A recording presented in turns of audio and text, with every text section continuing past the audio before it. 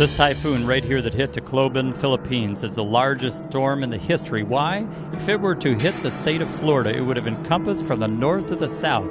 So the devastation is huge that many people don't understand. It goes on and on and on. This is, of course, the largest catastrophic event in the world for reaching the most vast space of people with the wind and the flooding that has taken place, devastating their homes.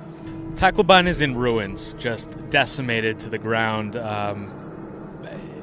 It would almost be analogous to a giant bomb going off and just flattening the horizon. The place is just rubble. The storm surge came through like a bulldozer that just erased almost everyone, and the surge significantly more fatal than the hurricane. So there were a lot of deaths, and buried under the rubble, a lot of injured who eventually expired because there was nowhere to get to them.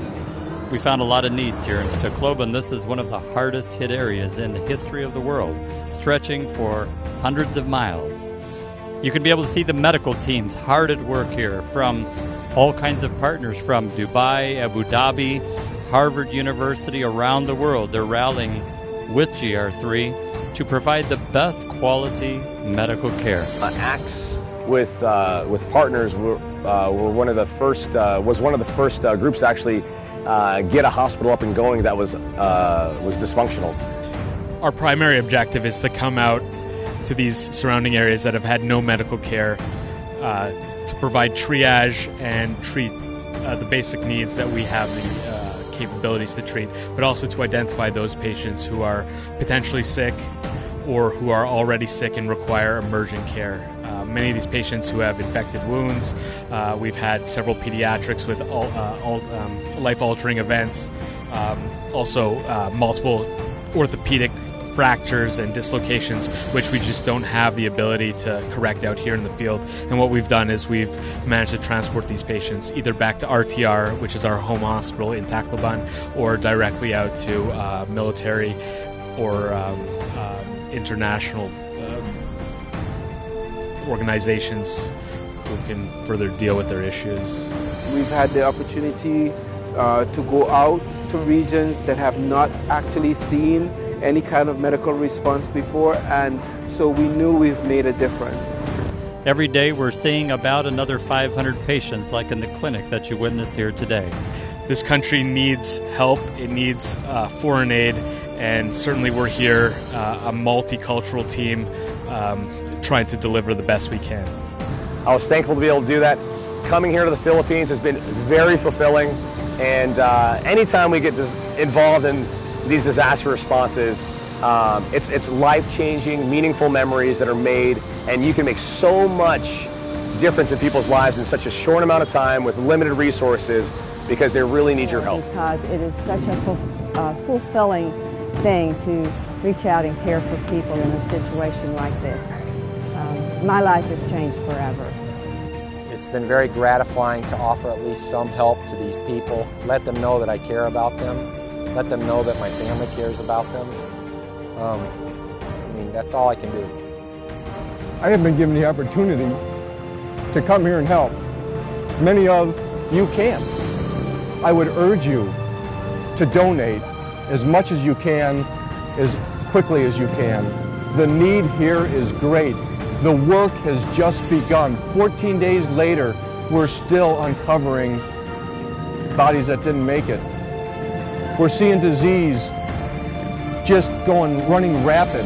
We need you to continue to help us. Yes, to be able to do things financially, because the needs are so great in any type of a response like this. There are multiple ways that you could get involved and help without actually coming down. There's much need here, whether it's establishing clean drinking water, whether it's providing education to the children, or if it's just sponsoring medication. There's many ways to help, and this is a country who has been devastated, and they desperately need us. And by just making a donation, see, we have all volunteers. No one is paid. So your dollar goes a long way in helping save lives physically, emotionally, and spiritually. There's a huge need for medical professionals to come out. If you're willing to work outside the box and get out and find these people, go to where they're at and provide the medical care, you'd be a huge asset. Global Rapid Rescue and Relief always needs special individuals who are medically trained, or psychologists, or social workers, or psychiatrists. If you fit any of those roles, or if you can just come and be a benefit and be willing to just be a part of the relief effort, you can make a huge difference here in Taco Bell, not just now, but for the days and weeks and months to come. That's what it's all about in emergency response, not to just come and go, but to create a sustainable model. We're planning on working with the hospital where we've been staying, beginning surgery, doing a lot of things to help this community in the devastation that has taken place. If you're already a physician, that you've already shown that you want to give back, and if you want to give back in a selfless, pure way, coming out to help people who are in desperate need, who are extremely thankful, and who benefit a great deal from anything you could do, please come on out and join us. You too can be a responder with GR3. So come to the Philippines and help out. I urge you to join me in helping the people of the Philippines.